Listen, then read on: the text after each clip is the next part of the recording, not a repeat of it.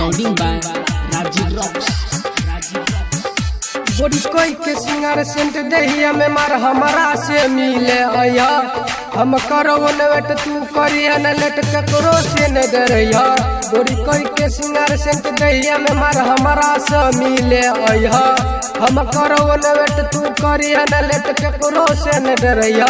छोरी हो जतो जब अन्हार देवे ल हो जया तैयार। करब गजबे तोरा से प्यार देवे ल हो जया तैयार।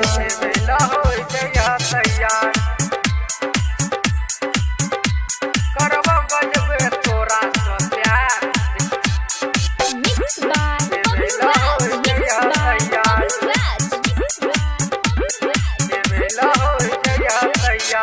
डाल देव छौरी हम लव वाला डोज गे।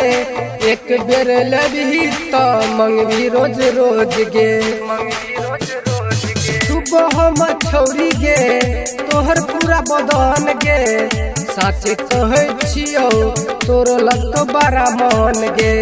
खोजे लगबी तू बार बार गे देवे ल हो जया तैयार। छोरी हो जतो जवान हार देवे ल हो जया तैयार। देवे ल हो जया तैयार।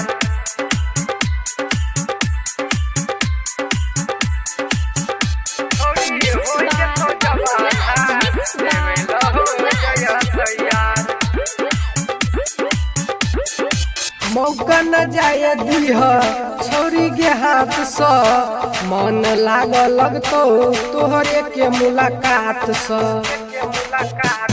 जितेंद्र दीवाना के गे माइले छोरी बात गे। चोरी चुप के अइहा जब बजतो रात में 8 गे। बोली करी है सामान उघार देवे ल हो जया तैयार। छोरी हो जतो जवान हार देवे ल हो जया तैयार।